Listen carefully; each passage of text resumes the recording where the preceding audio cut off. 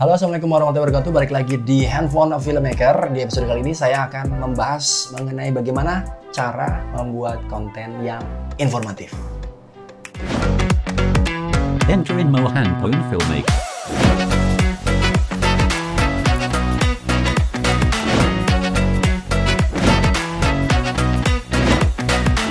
Enter in more Handphone Filmmaker. Handphone Filmmaker, siapa aja bisa bikin film walaupun hanya dengan handphone. Sebenarnya nggak cuma ngomongin film sih, konten apapun yang sifatnya videografi juga dibahas di channel ini. Kalau untuk ngomongin film yang benar-benar film, ada banyak, silakan dijelajahi konten channel ini. Bahkan semuanya itu mayoritas lah ya, bagaimana membuat karya film terutama menggunakan handphone ya. Tapi di episode kali ini saya membahas 3 poin penting yang bagaimana cara membuat konten apapun ya yang informatif selain film, sebenarnya kayak gitu ya. Dan ini konten yang sangat berkaitan dengan konten sebelumnya, yaitu bagaimana membuat konten yang menarik. Menarik adalah bagaimana cara menggait orang-orang untuk datang ke channel kita, kemudian setelah itu bagaimana memberikan informasi itu menjadi informasi yang cukup deskriptif, informatif kepada yang sedang menonton konten kita. Jangan lupa juga subscribe dulu ya, sebelum 3 poin tadi subscribe, nyalakan loncengnya supaya setiap informasi yang baru masuk notifikasinya ke teman-teman dan bisa nonton beberapa konten yang lain gitu ya. Oke, 3 poin penting. 3 poin penting ini sebenarnya harus dulu teman-teman nonton konten sebelumnya yang menarik dulu ya. Jadi kalau udah nonton itu baru kesini gitu. Karena nanti ada bagian yang sebenarnya sudah dibahas di konten sebelumnya. Ini adalah lebih lanjut, yaitu membuat menjadi lebih informatif. Oke, yang pertama adalah durasi. Konten-konten yang sifatnya informatif atau memberikan informasi naratif dari YouTube itu harus memperhatikan durasi. Karena apa? Kalau kita sedang memberikan sesuatu informasi kepada teman kita, ngomongnya kepanjangan kan kayak bertele-tele. Kalau kependekan, jadi ini orang kurang detail kayak gitu kan. Jadi harus pas durasinya, itu nggak kepanjangan, nggak kependekan. Nah, untuk di YouTube sendiri biasanya adalah 10 menit. Rekomendasi dari YouTube lah itu 10 menit, tapi rata-rata 8-12 menit durasi. Ini sebenarnya kebebasan psikologis teman-teman. Kalau teman-teman itu menjadi penonton dari YouTube, kemudian melihat konten yang panjang 25 menit, teman-teman kalau itu bukan film tentu agak kurang menarik untuk menonton, kecuali kontennya public figure. Orang yang terkenal pasti mau nonton. Tapi kalau itu bukan public figure, teman-teman akan pilih konten-konten yang tidak terlalu panjang tapi tidak terlalu pendek. Mainnya di 8-12 menit. Teman-teman mau tonton paling tidak ya sampai habis, karena waktunya cukup dengan 10 menit doang gue nonton satu asupan nutrisi pengetahuan lah satu kali gitu, durasinya pendek. Itu sebenarnya pengaruh di durasi ya. Kalau sifatnya informatif jangan terlalu panjang, jangan terlalu pendek, jadi pas itu dari sisi durasi ya. Kemudian yang poin berikutnya adalah harus menampilkan, kalau sebaiknya itu menurut pengalaman saya, kalau sudah profesional punya pendapat lain mohon maaf, ini untuk berdasarkan pengalaman saya, itu adalah harus menampilkan orangnya, siapa yang memberikan informasi. Kayak gini nih, saya harus kayak gitu. Kalau saya memberikan informasi cuman saya voice over nggak kelihatan mukanya, tentu teman-teman tidak akan sepanjang ini menonton video ini kan. Jadi harus menampilkan orang yang memberikan informasi.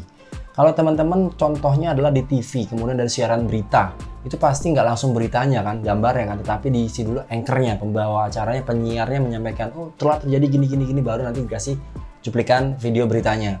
Tidak langsung begitu saja ya. Nah, itu adalah contoh yang sebenarnya teori broadcasting yang harus diperhatikan juga sama teman-teman. Jadi harus menampilkan sehingga ada daya tarik untuk paling tidak secara psikologis, oh dia menyampaikan beritanya gitu, kelihatan. Memang ada konten-konten tertentu yang sifatnya tanpa menampilkan orangnya, kayak di TV-TV juga ada. Tetapi itu adalah TV-nya sudah populer teman-teman, atau kadang-kadang channelnya sudah populer. Ini kan baru merintis. Ya, jadi baru merintis itu harus menampilkan siapa yang memberikan informasi. Dan sedihnya kalau di YouTube ada juga konten-konten yang sifatnya mengkompilasi dari berbagai cabang ilmu, kemudian diramu, dinarasikan gitu ya.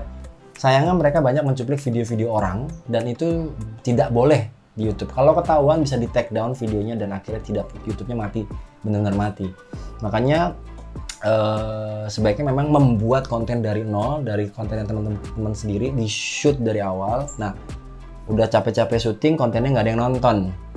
Nah, jadi tampilkan itu. Misalnya teman-teman lagi tren sekarang goes, oke, bikin video-video tentang goes, misalnya kayak gitu. Halo, saya begini, pasti ada gitu kan. Kalau nggak, orang nggak menarik, cuma langsung sepedanya, pemandangan alam ketika di atas sepeda. Orang tidak akan menarik karena dianggap itu video pribadi. Nah, ini ada kaitannya dengan poin yang ketiga ini yang lebih ini sih. Jangan biarkan, ini poin ketiga adalah ada bagian yang kosong. Kadang ini tidak disadari menciptakan bagian yang kosong. Apa sih bagian kosong? Bagi saya menyebutnya bagian kosong itu bagian yang merupakan sumber dari kejenuhan penonton sehingga dia akan berganti ke video yang lain di channel yang berbeda, apalagi lebih ditinggalin dong channelnya ya.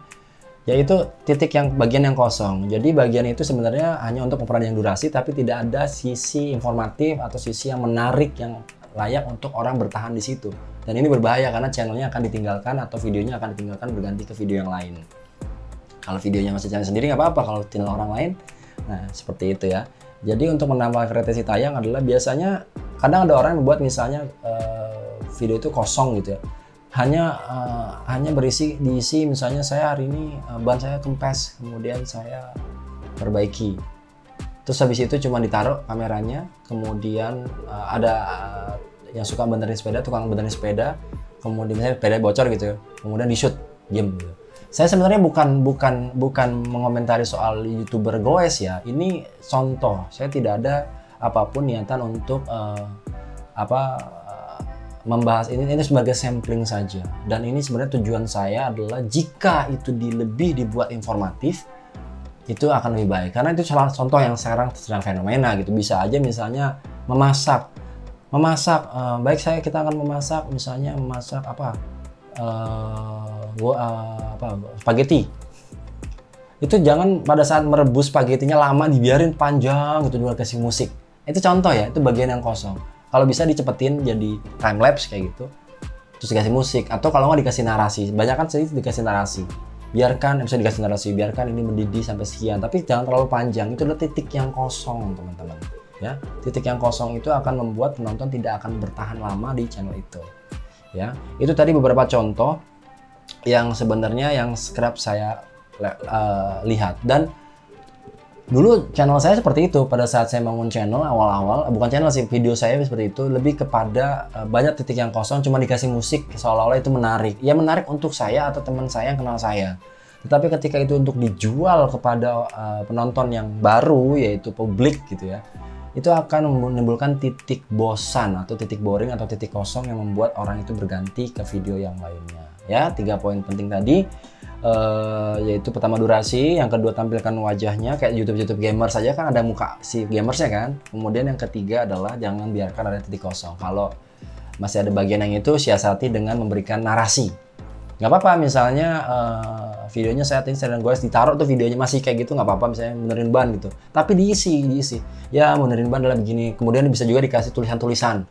Oh, kebutuhan biaya ban sekian.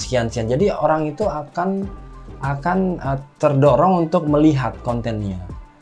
Kalau seandainya misalnya teman-teman cuma gambar kemudian dikasih background musik, itu bisa jadi siapa tahu orang yang menonton itu nggak suka sama lagunya, kemudian jadi ganti, atau terlalu panjang durasi akhirnya di skip. Nah, kalau untuk itu tadi durasinya sudah oke, orangnya kelihatan, ya itu juga jangan biarkan ada titik kosong yang diisi hanya dengan background musik atau sesuatu yang tadi kayak merebus spaghetti lama gitu, cepetin aja atau diambil poin pentingnya. Ya, jangan hanya ingin durasi tetapi kontennya justru tidak ditonton karena tidak informatif gitu ya.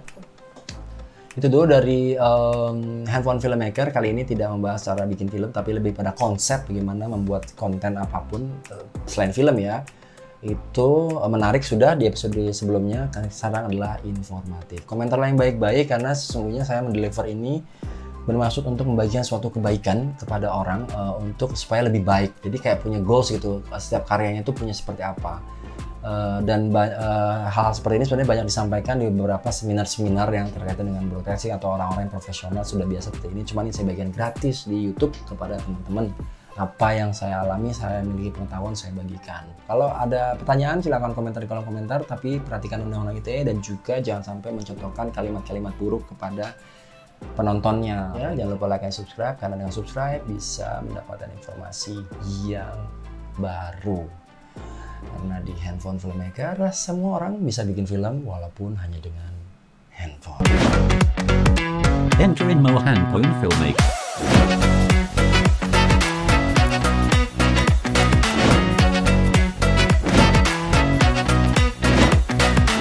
Enter in Handphone Filmmaker.